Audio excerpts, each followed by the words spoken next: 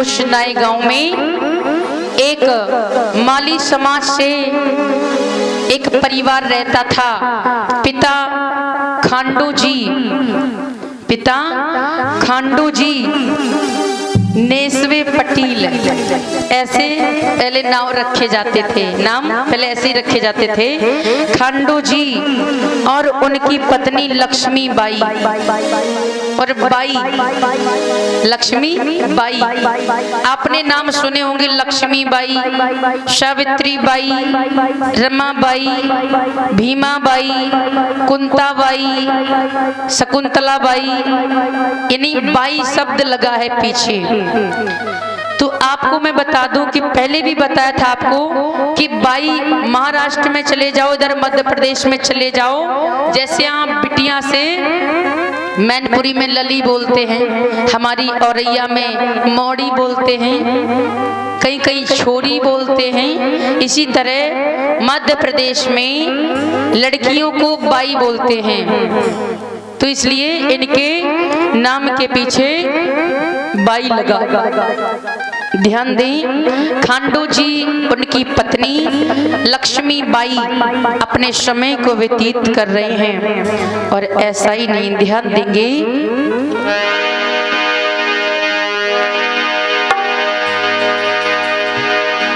अरे खांडू जी उस नए गांव के और सम्मानित माने जाते थे।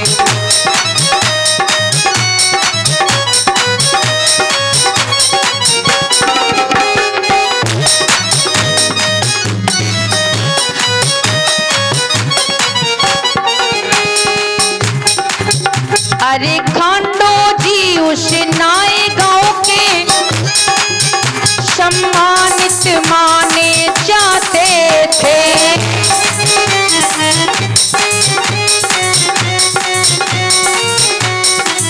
और गांव के लोग उनका बड़ा सम्मान करते थे। गांव में अगर कोई लड़ाई झगड़ा हो जाए तो समझौता कराने के लिए इन्हीं के पास आते थे।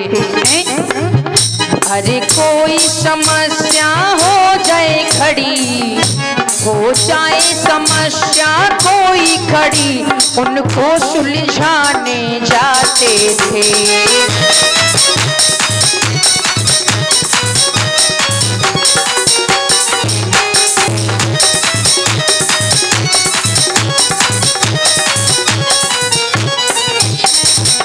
पिता खांडू जी बड़े अच्छे विचार के थे, सदाचारी थे, हैं? उनका लोग गांव के बहुत सम्मान करते थे। और ऐसा ही नहीं, कोई समस्या अगर खड़ी हो जाए, लड़ाई झगड़ा हो जाए तो उनको सुलझाने के लिए बुलाते थे। बड़े सम्मानित व्यक्ति थे खांडू जी। ऐसा ही नहीं, ध्यान दें, आगे मैंने इस कथा को लिखा है और कैसे थे। अरे तीनों और गरीबों पर, अरे तीनों और हाँ गरीबों पर करुणा ये सदा बरसाते थे।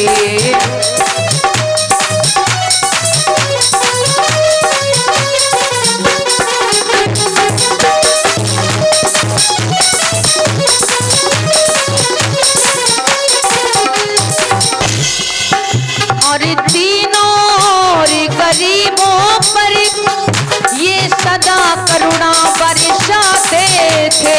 तीनों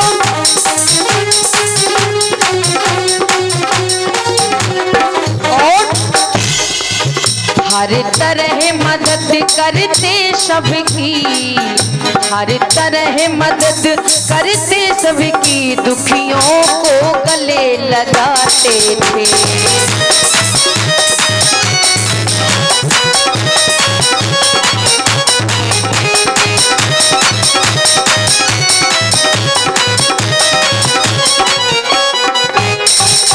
ध्यान दें, इनके पिता हर तरह सबकी मदद करते थे। इनके पिता बहुत धनवान थे, सबकी मदद करते थे।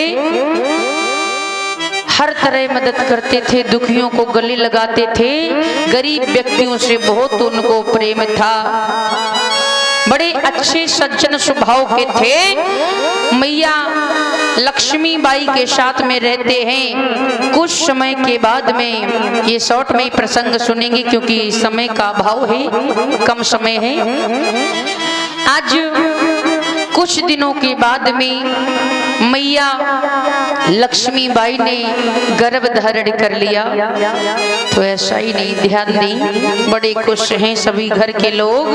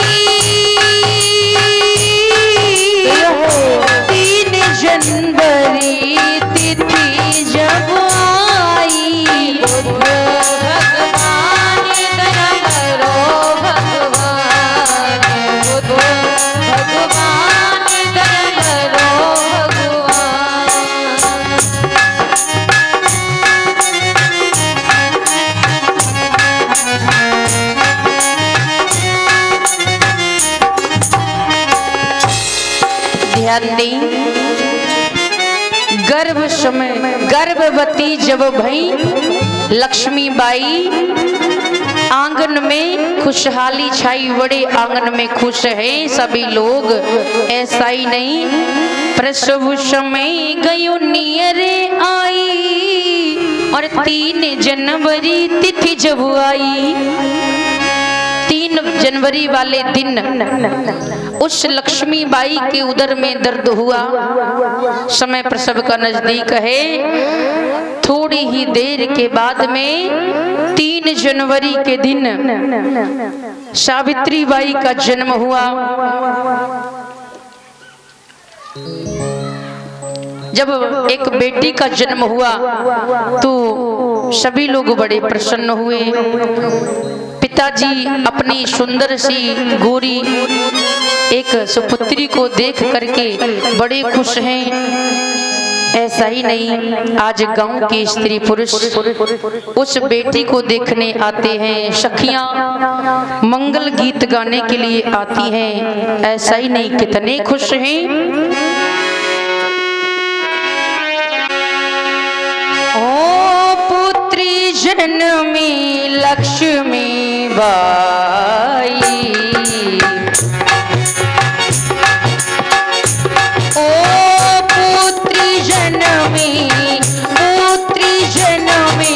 लक्ष्मी बाई, खांडो जी रहे मोद मनाई।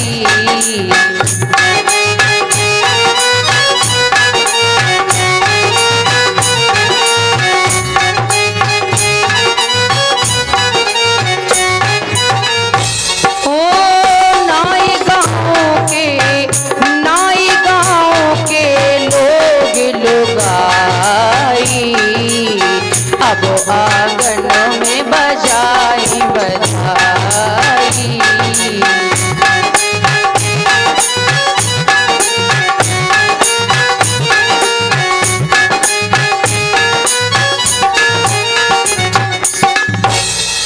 यानी पुत्री जन्मी लक्ष्मीबाई।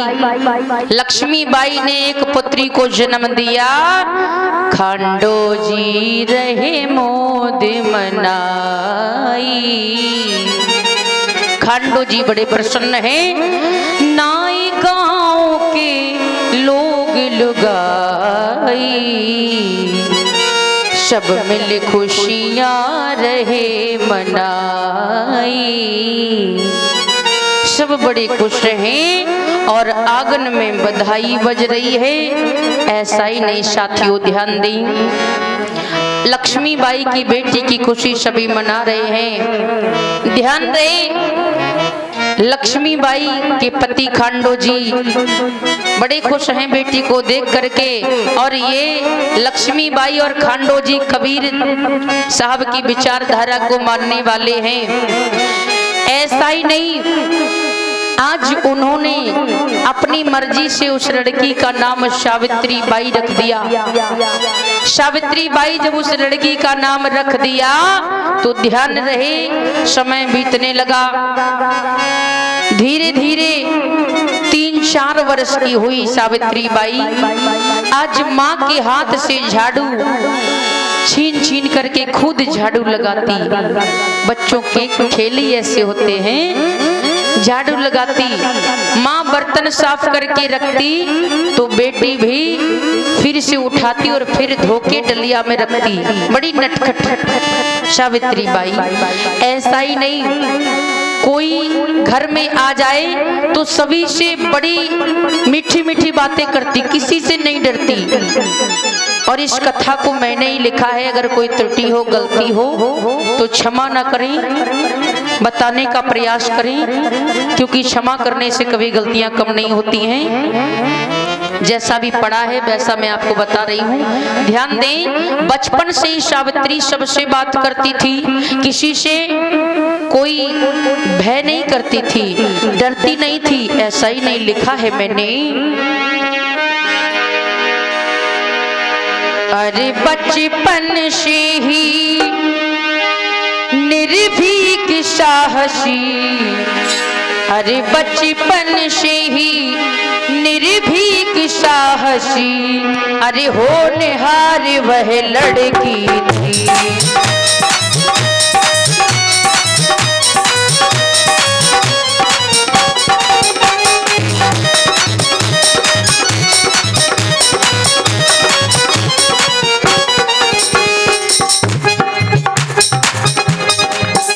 अरे बचपन से निर्भीक साहसी, अरे होनहार वह लाडली थी।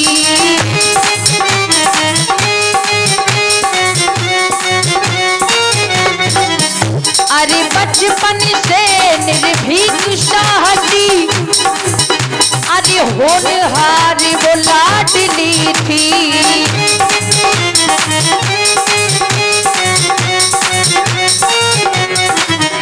अरे खेल कूद और तैराकी, अरे खेल कूद और तैराकी, आचूक निशाना लगाती थी।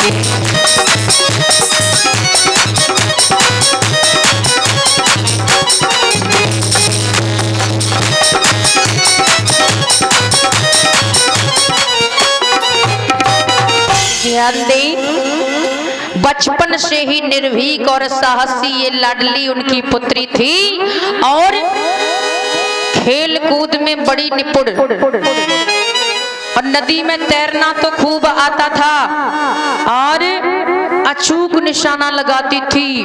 पेड़ों पर फल लटके हैं ना, आपके गांव में आम है ना, आम के पेड़, बच्चे छोटे छोटे खूब डेला मारते हैं। इसी तरह से वह बड़ी नटखट थी, अचूक निशाना लगा करके वो डेला मारती और फल गिरा लेती। बड़ी नटखट थी सावित्री बचपन में। ऐसा ही नहीं, अपनी पुत्री के ऐसे लक्षण देख करके आज पिता खांडो जी के हृदय में बड़ा हर्ष, बड़े खुश हैं। ऐसा ही नहीं लिखा है,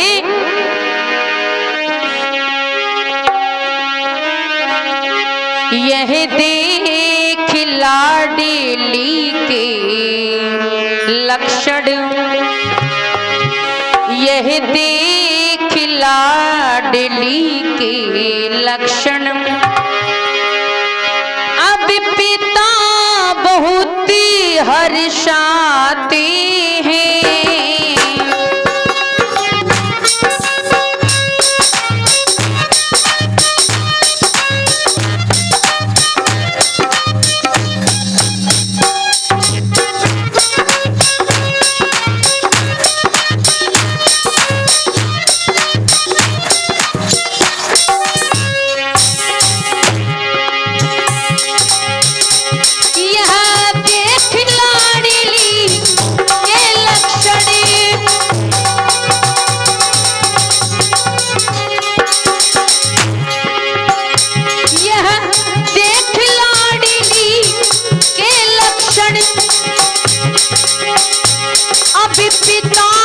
बहुत हर्षाते हैं और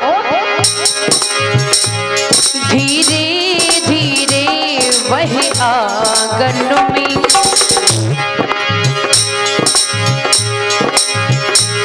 अब खांडो जी निज आंगन में समय बिताते हैं।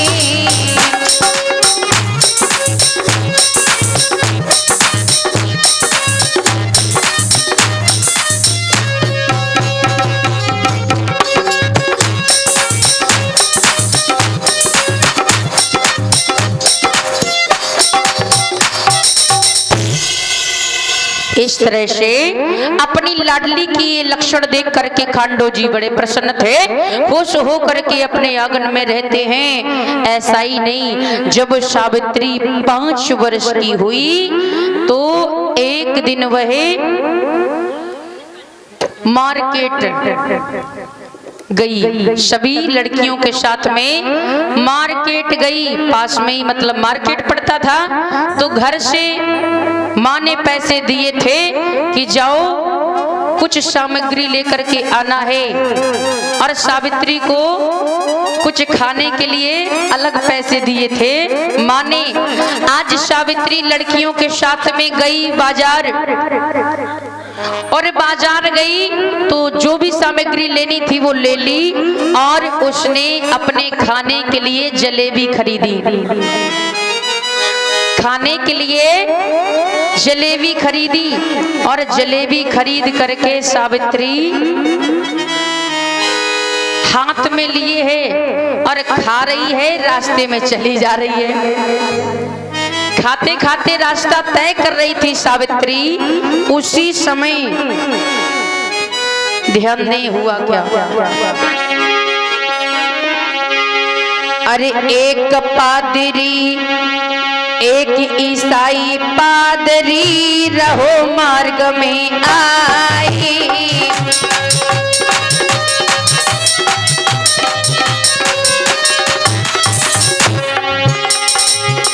एक ईसाई पादरी रास्ते में आ रहा है, और उसी रास्ते से सावित्री जलेबी खाते हुए जा रही है। अरे एक ईसाई पादरी रहो मार्ग में आई।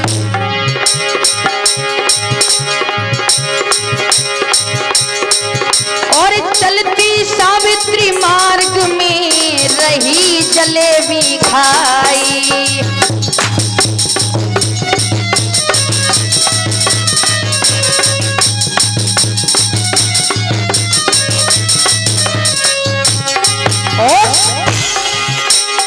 बहनों ध्यान बिसर नहीं जाए, कहानी आगे बढ़ रही है।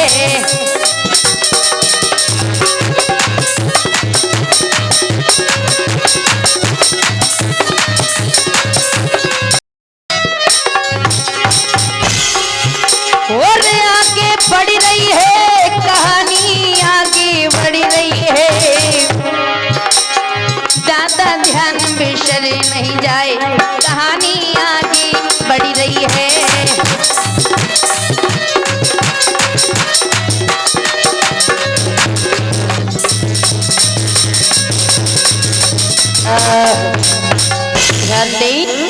आज जिस मार्ग से सावित्री जलेबी खाते हुए जा रही है, और उसी मार्ग पर उधर से एक ईसाई पादरी आ रहा है। पादरी जानते किसको कहते हैं? जैसे अपने बौद्ध धर्म से भिक्षु हो जाते हैं ना, सर मुंडवा के चिवर धारण करके भिक्षु बोलते हैं। ईसाई धर्म में जो भिक्षु हो जाते हैं या उनके अनुयायी होते हैं तो उनको पादरी बोलते हैं। तो ईसाई धर्म का व्यक्ति वह पादरी उसी मार्ग से आ रहा है, और सावित्री को जैसे ही देखा कि ये लड़की चलती आ रही है और जलेबी खा रही है, तो पादरी पास में आया। पादरी पास में आया और हाथ में एक पुस्तक लिए था, और एक बिस्किट का पैकेट रखे था जेब में। सावित्री को जलेबी खाते देखा तो उसने कहा, बिटिया तुम देखने में तो बहुत सुंदर हो और मुझे लगता है तुम्हारे चेहरे को देखकर तुम बड़ी निर्भीक और साहसी हो। सुनो, ये काम तुम अच्छा नहीं कर रही हो। जलेबी खा रही हो और चलती जा रही हो और जलेबी को देखोगी, रास्ता तय करोगी, नीचे गिर जाओगी, तुम्हारा सर फट जाए, पता नहीं तुम्हारे पैर में कहीं लग जाए, कहीं हाथ में लग जाए, गिर जाओ तो तुम्हारा क्या होगा। तो सावित्री सोचने लगी कि बात तो सही कह रहे हैं। तो जलेबी उसने चुपचाप बंद करके झोले में रख ली।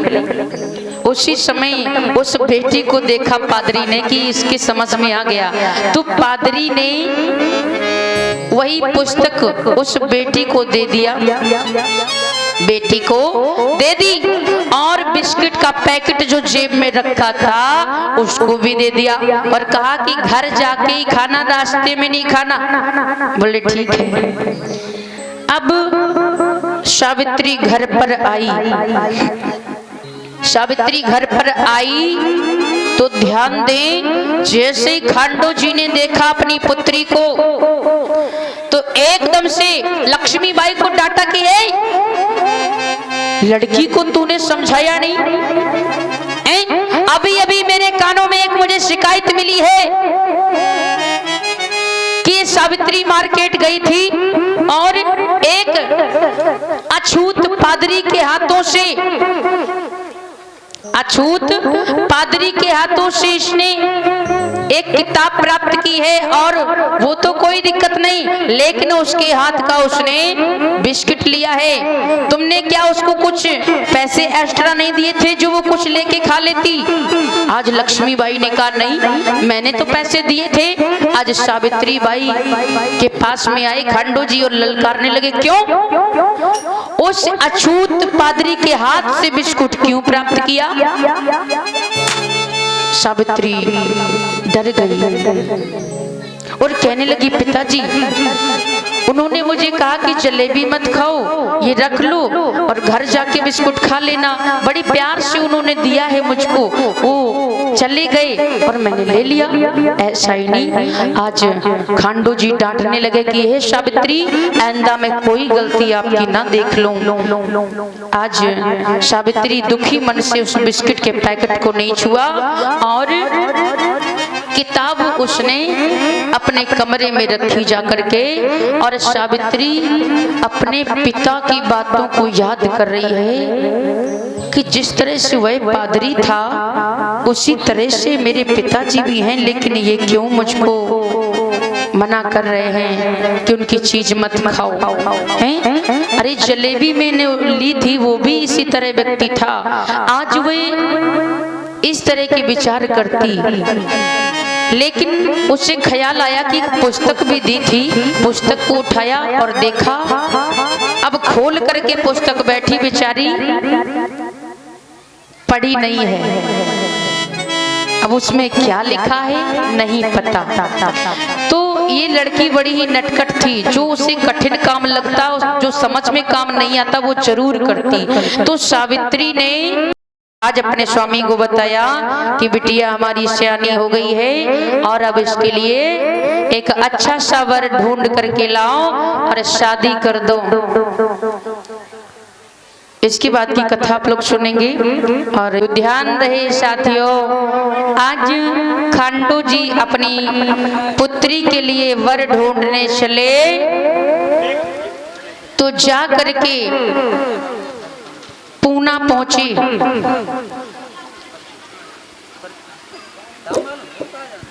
वहां पर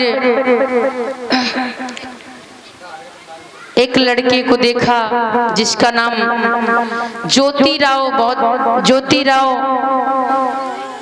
है। बचपन में इनका नाम ज्योतिराव था। शॉर्ट में ही कथा सुनने के समय कम है।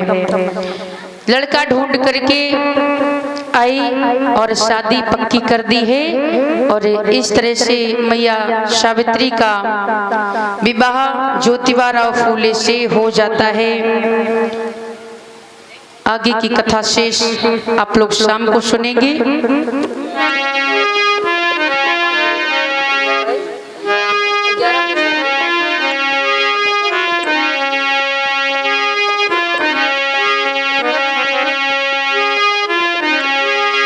इसके बाद में जब शादी हो गई, उधर जब पहुंच गई है ससुराल में सावित्री, तो ज्योतिबा राव जो थे, ज्योतिराव फूले थे, ज्योतिराव फूले के पिताजी पढ़े लिखे थे, ज्योतिराव फूले भी पढ़े लिखे थे। तो सावित्री बाई ने अपने पति से कहा कि मैं भी पढ़ना चाहती हूँ, क्योंकि उनके अंदर बचपन से ही पढ़ने की ललक थी। जब से वो किताब उनको मिली थी तो ज्योतिराव फूले ने उनको घर पे पढ़ाया। ज्योतिराव फूले की एक बहन भी थी जिसका नाम था सगुणा बाई। सगुणा बाई बड़ी थी ज्योतिराव फूले से और उनको भी पढ़ाया, सावित्री बाई को भी पढ़ाया। इसके बाद में साथियों, जब सावित्री बाई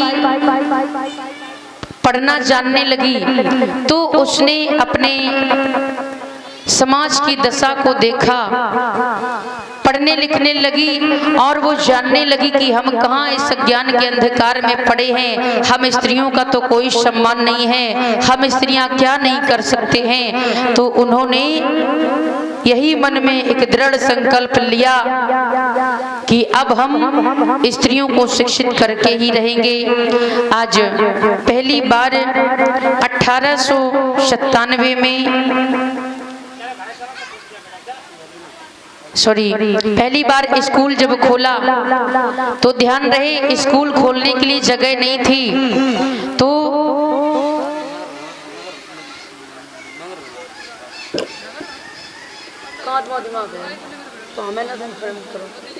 आज पहली बार जब स्कूल खोलने चली तो जगह नहीं मिली थी उनको, क्योंकि उस समय ये कहते थे कि स्त्रियों को शिक्षा से वंचित ही रहना चाहिए। क्यों? अगर एक स्त्री पढ़ जाती है, स्त्रियों के पढ़ने से